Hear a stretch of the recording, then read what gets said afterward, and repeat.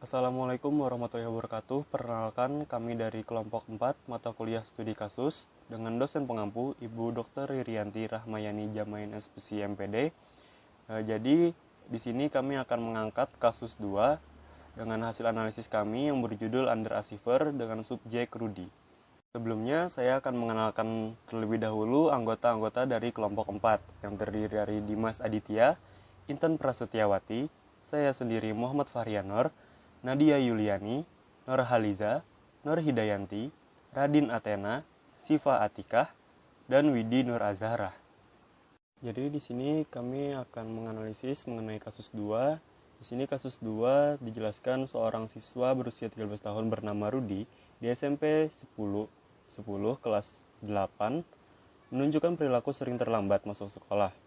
Di kelas cenderung pasif dan perhatiannya terhadap pelajaran mudah teralihkan. Ia cenderung lebih banyak menghabiskan waktu dengan aktivitas bermain dalam kesehariannya. Selain itu, ia mendapatkan peringkat ke-29 dari 30 siswa di kelas dan terancam tidak naik kelas. Namun, ketika dilakukan pengukuran kecerdasan, ia memiliki kecerdasan dengan IQ 120 atau superior. Jadi kemampuannya dalam sosial juga tergolong baik dan mudah bergaul. Ia cenderung kurang memiliki minat pada membaca. Usaha yang ia lakukan untuk mengetahui sesuatu cenderung kurang. Selain itu, ia masih bingung dengan tujuan dan cita-cita yang diinginkannya. Ia cenderung mudah bosan dengan apa yang dikerjakannya, sehingga ketika belum selesai, ia cenderung berpindah pada pekerjaan lainnya. Ketika mengerjakan tugas di sekolah, cenderung seadanya, sehingga hasil yang dikerjakan kurang maksimal. Lalu hasil analisis kami di sini pada poin pertama mengenai identitas subjek. Di sini namanya kami samarkan menjadi R dengan jenis kelamin laki-laki yang berumur 13 tahun dengan pendidikan SMP 10 kelas 8. Adapun identitas orang tua yang tertera di dalam kasus tersebut hanya dijelaskan bahwa orang tuanya ayah laki-laki dan sang ibu adalah perempuan. Lalu ada poin permasalahan. Di sini poin permasalahannya subjek mudah bosan dalam mengerjakan sesuatu. Perilaku yang ditunjukkan adalah ketika mengikuti pelajaran, fokusnya mudah teralihkan, memiliki minat baca yang rendah, dan ketika mengerjakan tugas, cenderung berpindah ke tugas yang lainnya, dan dikerjakan dengan seadanya. Dari perilaku tersebut, membuat subjek mendapatkan peringkat 29 dari 30 siswa di kelas, dan terancam tidak naik kelas. Selain itu, subjek juga bingung dengan tujuan dan cita-cita yang diinginkannya. Baik, slide selanjutnya di sini ada prosedur asesmen dan rencana asesmen. Jadi prosedur asesmen di sini ada dua kegiatan. Kegiatan yang pertama itu ada wawancara. Wawancara di sini tujuannya itu untuk di rumah dan di sekolah. Lalu dengan menggunakan metode pemeriksaan partisipan. Lalu ada kegiatan kedua yaitu observasi. Di sini observasi ini dilakukan untuk subjek, guru, orang tua, dan teman sekolah dengan metode pemeriksaan non-direktif. Lalu dalam poin rencana asesmen, di sini ada observasi dan wawancara. Dalam observasi, di sini tempatnya tujuannya adalah di sekolah dan rumah. Di sekolah itu target observasi yaitu mengobservasi aktivitas subjek di sekolah saat pelajaran ataupun saat istirahat, interaksi subjek dengan teman sekelas, dan interaksi subjek dengan guru bidang studi. Lalu ada observasi rumah. Di sini yang diobservasi itu ada aktivitas subjek di rumah dan interaksi subjek dengan keluarga dan teman-temannya. Lalu ada rencana asesmen kedua yaitu dengan cara wawancara. Di sini wawancara di sini adalah wawancara kepada yang pertama ada wawancara kepada subjek dengan cara perasaan subjek saat terlambat masuk sekolah itu bagaimana, pandangan subjek terhadap kegiatan belajar di kelas dan perilaku teman di kelasnya itu bagaimana, dan intensitas keterlambatan masuk sekolah. Lalu ada kegiatan wawancara yang kedua itu adalah kepada guru. Di sini wawancara kepada guru itu adalah yang pertama pendapat guru tentang perilaku subjek. Lalu ada perilaku subjek pada saat mengikuti pembelajaran. Lalu ada nilai akademik yang mengalami penurunan dan sejak kapan perilaku subjek itu muncul. Lalu ada kegiatan wawancara yang ketiga itu kepada orang tua. Jadi wawancara kepada orang tua ini adalah bagaimana pendapat orang tua kepada subjek itu, lalu aktivitas subjek di rumah itu seperti apa, lalu dan yang terakhir ada interaksi subjek dengan anggota keluarga itu bagaimana. Lalu ada wawancara yang terakhir itu kepada teman sebaya di sini. Kegiatan wawancara dilakukan itu untuk pendapat dari teman-temannya mengenai subjek itu bagaimana dan aktivitas subjek di sekolah itu bagaimana. Mungkin itu saja penjelasan dari saya, selanjutnya akan dijelaskan oleh teman saya. Terima kasih. Wassalamualaikum warahmatullahi wabarakatuh. Assalamualaikum warahmatullahi wabarakatuh. Perkenalkan, nama saya Dimas Aditya. Pada kesempatan kali ini saya akan sedikit menjelaskan mengenai riwayat kasus dari subjek yang bernama Rudi ini sendiri. Jadi riwayat kasus pada kasus ini terbagi menjadi 3 golongan. Yang pertama itu domain kognitif, yang kedua adalah domain sosial, dan yang ketiga adalah domain perilaku. Untuk domain kognitifnya sendiri yang terjadi pada Rudi itu dia memiliki IQ superior. Dan ketika dia memiliki IQ superior dan termasuk cerdas, tapi dia kurang memiliki minat membaca, kayak itu. Nah, dan usaha untuk mengetahui sesuatu itu dan lebih cenderung kurang begitu. Kemudian untuk yang domain kognitif, mohon maaf, domain sosial, subjek ini memiliki kemampuan yang tergolong baik dalam adaptasinya dan mudah bergaul dalam bermain dengan teman-temannya. Jadi untuk domain sosial sendiri, kami tidak melihat adanya kendala-kendala atau gejala yang dihadapi oleh Rudi ini sendiri. Kemudian untuk domain yang perilaku, Rudi, kita tahu bahwasanya Rudi itu dalam belajar mudah, fokusnya gampang teralihkan dan dia cenderung mudah bosan begitu. Dan pada saat mengikuti kegiatan pembelajaran, Rudi ini berperilaku pasif. Ya karena tadi fokusnya mudah teralihkan dan dia gampang bosan begitu terhadap ketika dia mengerjakan sesuatu. Mungkin itu adalah penjelasan singkat saya mengenai riwayat kasus, dan selebihnya akan dilanjutkan dan dijelaskan oleh teman saya. Terima kasih. Wassalamualaikum warahmatullahi wabarakatuh. Saya Radin Athena dengan NIM 19101232200010 akan melanjutkan presentasi dari teman saya. Di sini saya akan melanjutkan materi diagram analisis kasus pada bagian pertama, yaitu faktor internal serta faktor eksternal. Untuk faktor internal atau karakteristik dari subjek sendiri ada 3. Yang pertama ada subjek memiliki IQ 120 dan termasuk anak superior, tetapi berbanding terbalik dengan hasil belajarnya di sekolah yang rendah. Yang kedua ada subjek memiliki sifat yang cenderung pasif, mudah hilang fokus, kurang minat belajar, atau kurang memiliki motivasi untuk belajar, serta mudah merasa bosan. Yang ketiga, subjek kesulitan dalam menentukan tujuan dan cita-citanya nanti. Untuk faktor eksternal terbagi menjadi 2, yaitu faktor eksternal di sekolah dan faktor eksternal di rumah. Untuk faktor eksternal di sekolah terbagi menjadi 3, yaitu subjek sering terlambat masuk ke sekolah dan subjek juga masuk ke peringkat 29 dari 30 siswa. Yang kedua, subjek cenderung malas mengerjakan tugas yang dia anggap membosankan dan lebih senang bermain. Perilakunya ini membuatnya terancam tidak naik kelas apabila tetap dilakukan. Yang ketiga, guru kurang mengasah kemampuan subjek. Lalu untuk faktor eksternal di rumah, orang tua subjek cenderung tidak peduli dengan subjek, dan orang tua subjek juga tidak mengarahkan dan mengasah kemampuan anaknya sendiri. Itu saja yang dapat saya sampaikan. Selanjutnya akan dilanjutkan oleh teman saya. Kenalkan, nama saya Nadia Yuliani. Di sini akan melanjutkan presentasi dari teman saya. Subjek sebenarnya memiliki IQ yang termasuk tinggi, 120 tergolong superior. Akan tetapi pada kenyataannya hasil belajar yang diperoleh malah cenderung rendah. Sifat subjek sendiri cenderung pasif, mudah kehilangan fokus, kurangnya memiliki minat atau motivasi untuk belajar. Dan apabila pelajaran yang menurutnya membosankan, dia akan lebih memilih untuk bermain dan meninggalkan tugasnya. Subjek memiliki orang tua yang kurang peduli dan cenderung membiarkan subjek. Di sekolah, subjek terancam tidak naik kelas karena sering terlambat dan masuk ke dalam peringkat 29 dari 30 orang. Subjek lebih senang bermain daripada membaca atau belajar. Perilaku-perilaku termasuk underachiever yang dimiliki subjek. Pertama, subjek memiliki IQ 120 atau tergolong superior, tetapi hasil belajarnya tidak sebanding dengan IQ yang dimilikinya. Dua, subjek lebih senang bermain daripada belajar. Terbukti dari subjek yang lebih sering memilih untuk bermain daripada mengerjakan tugas yang diberikan. Ketiga, subjek mudah bosan dalam belajar karena kurang adanya minat atau motivasi dalam dirinya.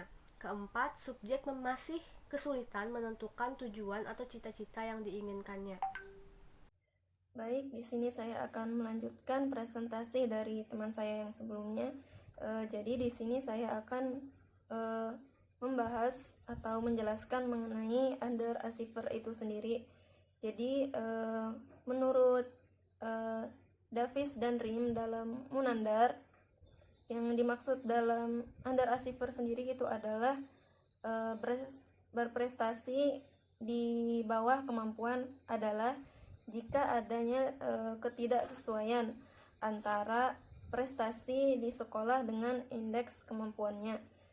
Jadi meskipun jika diukur dengan alat kemampuan kecerdasan, anak tersebut memiliki IQ yang bisa tergolong superior, misalnya 120, namun pada kenyataannya anak tersebut memiliki hasil belajar yang justru tergolong rendah, bahkan sangat rendah. Ada beberapa karakteristik yang ditunjukkan siswa yang memiliki underachiever seperti ini. Yang pertama, menunjukkan prestasi yang berlawanan dengan harapan atau potensi yang dimilikinya. Lalu yang kedua, merasa tidak senang dengan sekolah atau gurunya dan cenderung bergabung dengan teman yang juga memiliki sifat negatif terhadap sekolah. Jadi di sini bisa terlihat bahwa siswa yang memiliki underachiever ini memang dia itu mudah bosan atau tidak suka terhadap sekolah. Bisa yang tidak disuka itu gurunya dan lain-lain. Lalu yang ketiga, kurang termotivasi untuk belajar, seperti tidak mengerjakan tugas, sering mengantuk ketika belajar, dan tidak tuntas dalam mengerjakan tugas. Jadi anak yang tergolong underachiever ini kurang dalam hal untuk motivasi belajar. Lalu yang keempat, kurang mampu melakukan penyesuaian intelektual. Yang kelima, merasa kurang bersemangat, kurang tegas, dan sering ribut di kelas. Dari sini dijelaskan bahwa anak yang tergolong underachiever itu memang dalam belajar itu dia malah kurang, bahkan tidak bersemangat. Yang ada malah membuat kericuhan atau keributan di kelas, seperti suka menghambur-hamburkan barang, lari sana lari sini, suka bermain bukannya belajar. Lalu yang keenam, memiliki disiplin yang rendah, sering telat sekolah, enggan mengerjakan tugas, dan mudah terpengaruh. Jadi anak yang underachiever itu dalam hal disiplin dia kurang. Seperti contohnya itu tadi, suka telat sekolah, suka menunda-nunda untuk mengerjakan tugas, dan mudah terpengaruh apalagi dengan hal-hal yang kurang baik. Lalu yang ketujuh, tidak memiliki hobi atau minat terhadap kegiatan untuk mengisi waktu luang. Jadi anak underachiever ini dalam hal hobi atau minat dia tidak punya gitu yang sekira bermanfaat untuk mengisi waktu luangnya. Tidak seperti siswa-siswa normal dengan IQ normal pada umumnya.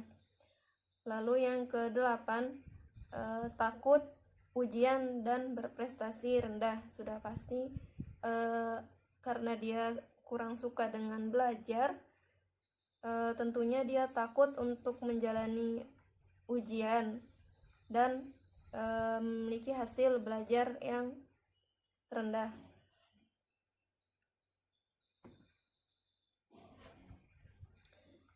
Sekian yang bisa saya jelaskan, kurang lebihnya mohon maaf. Selanjutnya materinya akan dijelaskan atau dilanjutkan oleh teman saya. Perkenalkan, nama saya Intan Prasetyawati dengan NIM 191012332027. Di sini saya akan melanjutkan presentasi dari teman saya. Sebelumnya teori ini sudah dijelaskan oleh teman saya dengan karakteristik menurut Carl bahwa si subjek ini memiliki kepribadian underachiever. Dan kasus ini juga memiliki kurangnya motivasi dalam belajar sehingga sesuai dengan pendapat menurut Maslow itu sendiri dengan aktualisasi diri. Kebutuhan yang tertinggi dan paling sulit dicapai adalah dengan motivasi untuk mengembangkan sepenuhnya potensi seseorang sebagai manusia. Dan dalam konteks pembelajaran ini, kehadiran teori Maslow tentang motivasi sumber daya manusia atau SDM dalam dunia pendidikan, motivasi dalam pembelajaran akan mendorong siswa agar mengembangkan potensinya secara maksimal. Dan hal ini dibuktikan dengan minat belajarnya yang rendah pada siswa tersebut. Sehingga hal ini berdampak dengan prestasi belajarnya yang rendah dengan mendapatkan peringkat 29 dari 30 siswa di kelasnya. Dan menurut dengan teori humanistik sendiri bertujuan untuk memanusiakan manusia yang dimana proses belajar ini dianggap berhasil jika siswa memahami lingkungan di sekitarnya dan dirinya sendiri. Maka dengan meningkatkan prestasi belajar tersebut, sebuah proses dapat dikatakan berhasil dengan perubahan dalam diri siswa. Dengan tujuan belajar itu sendiri dianggap berhasil jika siswa dapat memahami dirinya sendiri dan itu bertolak belakang dengan masalah yang dihadapi siswa tersebut dikarenakan ia tidak bisa memahami dirinya maupun potensi yang ia miliki. Sekian itu saja dari saya dan selanjutnya akan dilanjutkan oleh teman saya. Assalamualaikum warahmatullahi wabarakatuh. Perkenalkan, saya Syifa Atika. Di sini saya akan melanjutkan presentasi dari teman saya. Nah, di sini saya akan memaparkan tentang kesimpulan atau diagnosis dari kasus tersebut. Berdasarkan hasil asesmen, disimpulkan bahwa subjek mengalami permasalahan underachiever, yakni tergolong siswa dengan kecerdasan superior. Akan tetapi, prestasinya berada di bawah kemampuan atau bahkan cenderung rendah. Nah, permasalahan underachiever ini disebabkan oleh beberapa faktor, di antaranya ada faktor internal dan faktor eksternal. Untuk faktor internal sendiri itu seperti rendahnya motivasi, kurangnya konsentrasi dan minat dalam belajar, serta sifat mudah bosan yang dirasakan oleh subjek.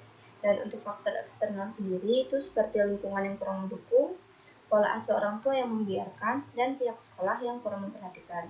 Selanjutnya ada prognosis. Untuk prognosis sendiri nih, berdasarkan hasil asesmen, program intervensi akan dapat berjalan dengan baik karena adanya faktor-faktor pendukung. Nah, di antaranya itu seperti subjek memiliki kecerdasan dengan IQ 120 atau bisa dikatakan superior, subjek memiliki kemampuan sosial yang baik dan mudah bergaul, orang tua yang memperhatikan subjek dengan pendidikannya, guru BK yang menyadarkan dan mengarahkan kemampuan subjek dengan kecerdasan superior, dan yang terakhir, guru mata pelajaran yang memiliki perhatian khusus terhadap subjek. Mungkin itu saja yang dapat saya sampaikan. Selanjutnya akan dipaparkan oleh teman saya. Terima kasih. Warahmatullahi wabarakatuh. Perkenalkan, nama saya Nur Hadijah dengan NIM 19101233220007. Di sini saya akan melanjutkan presentasi dari teman saya. Di sini saya akan menjelaskan target intervensi dengan layanan yang akan digunakan. Target intervensi kami yaitu si Rudinya sendiri menggunakan konseling individual dengan teknik WDEP. Nah, kenapa kami memakai teknik WDEP? Yang pertama, si Rudi ini dia bingung dengan perencanaan kehidupannya. Dia masih bingung, dia masih mencari jati dirinya. Jadi di sini pada tahap WDEP ada one sendiri, apa yang si Rudi ini inginkan, kita harus mencari tahu, kemudian doing apa yang si Rudi ini ingin lakukan gitu setelah dari keinginannya tadi. Kemudian evaluation, kita mengevaluasi pilihan-pilihan si Rudy ini. Kemudian plans, kita merencanakan bersama rencana masa depan si Rudy ini mau bagaimana begitu. Kemudian orang tua, home visit. Nah, kenapa jadi memakai home visit? Karena guru BK sendiri sebelum ingin mengetahui fakta-fakta, bukti-bukti yang lebih otentik, misalnya langsung datang ke rumah, melihat lingkungan si Rudy tersebut. Menurut kami home visit ini sangat efektif, apalagi dibarengi dengan edukasi kepada orang tuanya mengenai anak yang under asiper, karena orang tuanya mungkin sangat awam ya mendengar masalah under asiper ini. Kemudian yang ketiga, wali kelas. Nah, wali kelas ini kenapa kami memakai konferensi kasus? Wali kelas ini sebagai perwakilan, namun di dalam konferensi kasus guru mata pelajaran juga kami kumpulkan. Jadi di konferensi kasus ini semua dirapatkan bukti-bukti, fakta-fakta bahwa si Rudy ini under asiper dan bagaimana under asiper sebenarnya. Semua warga sekolah yang terlibat dalam pembelajaran Rudy ini harus tahu gitu.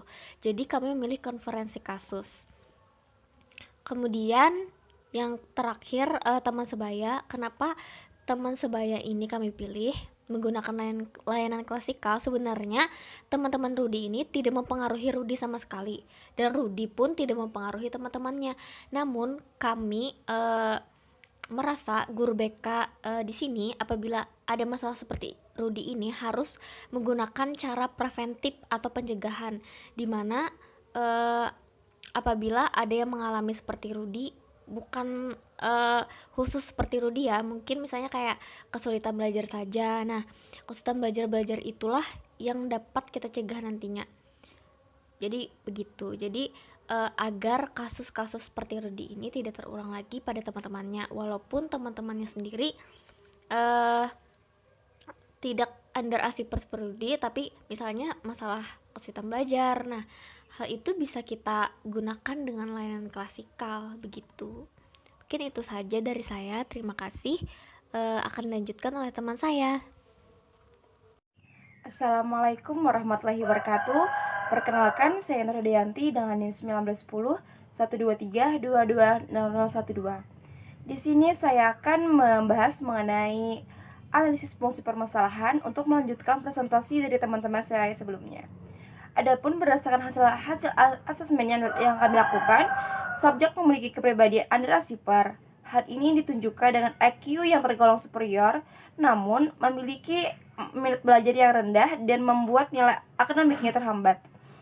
Selain itu, menurut Dapis dan Rim dalam Munadar pada tahun 2004 halaman 23 dijelaskan bahwa yang dimaksud under asiper atau berprestasi di bawah kemampuan adalah jika ada ketidaksesuaian antara prestasi sekolah dan indeks kemampuannya sebagaimana nyata dari tes intelijensi.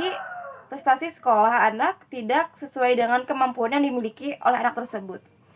Jika disimpulkan berdasarkan kasus yang dialami subjek dan teori beserta karakteristiknya, maka subjek bisa dikatakan memiliki kepribadian under asiper, yang mana kepribadian ini memiliki motivasi belajar yang rendah terhadap belajar dan tidak mudah fokus terhadap dalam mengikuti pembelajaran tersebut. Dari permasalahan yang dihadapi, layanan yang kami akan berikan menggunakan teknik WDV, yaitu ada One Doing, Evaluation, and Plan. Penggunaan teknik pendekatan realitas, guru dapat mengubah kebiasaan dari subjek untuk menumbuhkan motivasi belajar kembali dengan realitas. Terapi yang bersifat jangka pendek yang berfokus pada kondisi saat ini, menekankan pada kekuatan pribadi dan mendorong individu atau subjek untuk mengembangkan potensi yang dimiliki dan membuat kekuatan pribadi dan mendorong individu untuk mengembangkan tingkah laku yang lebih realistik agar dapat mencapai kesuksesannya. Hal itu menurut Koray pada tahun 2009. Teknik WDP sendiri dalam konseling merupakan teknik yang membantu konseling dalam menilai keinginan, perilaku, dan kemudian merumuskan rencana untuk mencapainya. Menurut Fauziah pada tahun 2013, teknik tersebut diarahkan untuk meningkatkan kepercayaan diri remaja pada potensi yang dimilikinya. Tujuan penerapan teknik WDFV ini adalah agar konseli mengetahui fakta atas dirinya sendiri serta kemampuan yang dimilikinya.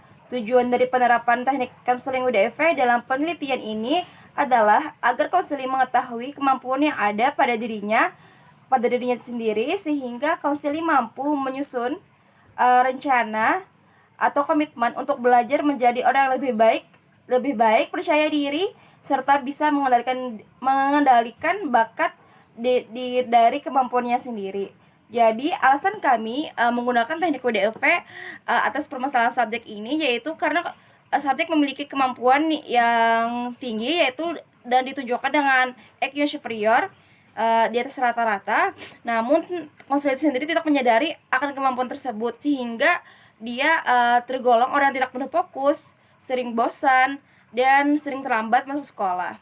Hal itulah kenapa kami menggunakan teknik ini. Mungkin cukup sekian presentasi dari kelompok kami.